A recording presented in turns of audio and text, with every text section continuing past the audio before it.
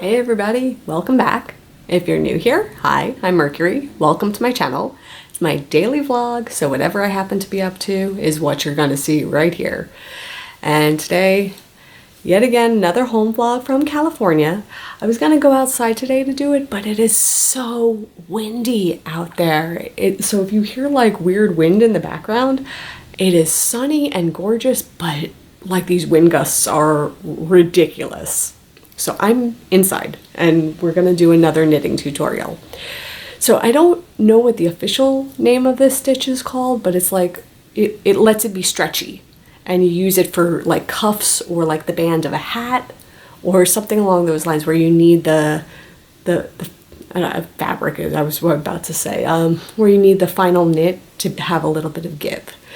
So the idea of this stitch is going to be every other stitch is a knit, every other stitch is a purl. So it's knit one, purl one, knit one, purl one, knit one, purl one. So that's what we're gonna do. So let me show you. So just like before, I have my knitting needles that have that wire that connects them, right? That's just my personal preference in type of knitting needle I use. You can use regular knitting needles for this also. Then I have my yarn.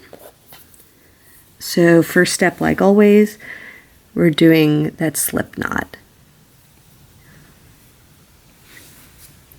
Okay.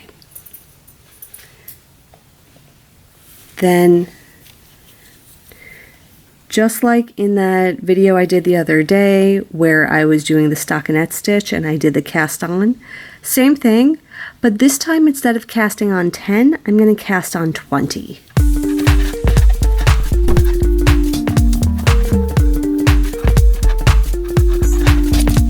So far, this should all look very, very familiar. This should look just like when we were doing that stockinette stitch, but we did an extra 10 cast on. And you'll see the reason why I did an extra 10. And that's because as we're alternating between stitches, it's actually going to make the finished width narrower than a standard stockinette stitch. So now, just like before, we put it in our left hand and we put the empty needle in our right hand. Okay, so now as we go across, we have to do knit one stitch, purl one stitch. So again, we're going to hold our yarn and create that tension. Make sure nothing is twisted. So I'm keeping this all lined up. Okay, first stitch is a knit. So we go through to the front. We scoop this yarn and pull it through. And then we can remove the stitch from the needle. The next stitch is a purl and we're going to go behind. So I go through the stitch behind, scoop that yarn, and pull it through and remove the stitch. And you can see as I remove the stitch, I'm anticipating my next stitch. So like my next stitch is a knit and I pull it off and come to the front. And then I go through that stitch, scoop the yarn and pull it through, and I'm anticipating the purl. So I went to the back. And then we go through here, scoop the yarn through, and then we pull it off and anticipate the knit and come to the front. So we're going to do this all the way down. We're going to go purl here, and then we go knit here, and purl, and knit, and purl. Oops. Everything's sliding a little bit. We'll just recenter ourselves here. And knit. Whoops. And purl. And knit. And purl. And knit. Oops, my stitches are sticking together. So that's the knit. And purl. And knit. And purl,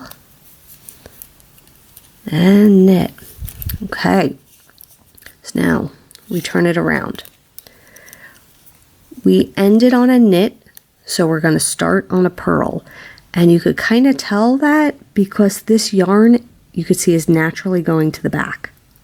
See, it came through right here. It's going through that loop towards the back. So we know we're starting with a purl. Now we're going to do this down. We're just going to go purl 1, knit 1, purl 1, knit 1, purl 1, knit 1. And here we are ending on a purl. Okay, then we turn it around. Let me just untangle myself. Okay, then we turn it around. So again, this is going to be in our left hand. And you could see this yarn is sticking out towards the front, right? And we turned it around. So if it's sticking out towards the front, we are going to start with a knit.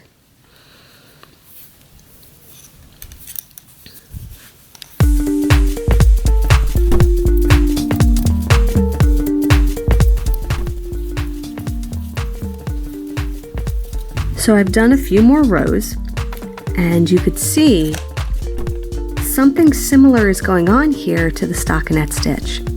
Everything on this side is V's, but when we flip it over, everything on this side is also V's, right? We don't have the bars. And the reason we don't have the bars is this is a stretchy stitch, and the bars are in between. They're hiding in there. So when it's not stretched, when it's laying flat, you have that V stitch, that purl stitch on both sides. But by doing that, it gives you this extra flexibility that it's going to stretch, because those other bar stitches are still in there. They're just hiding in between. So that is great if you were going to make, say, like a cuff of a sleeve, right? And it goes around and it needs to be a little stretchy. Like, even if you look at my sweatshirt, right? It has that sort of bar kind of a look to it. So this is how you make a stretchy stitch. And again, like a cuff of a sleeve or the band of a hat, that's what this is perfect for. So I hope that was helpful.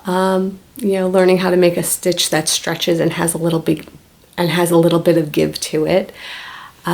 These are great if you're trying to make something, if it's, like a wrist piece, or, hat. And sometimes you could do it where it flips up. So you make it like double the height that you want it to be, and then you fold it in half and it flips up. You could do that too. There's a lot of options. Also, if you want something to be a little bit more fitted, but you're not quite sure if the size is spot on, this is a little cheat that you could do because it has that elasticity to it. So that helps also. But just remember, it's not going to be as wide as you might think it is initially, because that bar stitch is going to disappear in between. So I hope you found that useful, and if this happens to come up in future videos. So now we have something that we can refer back to. So I hope that this was really, really helpful for everybody. And with that, I am done for the day, and I will see everybody tomorrow. And until then, stay inspired by everyone.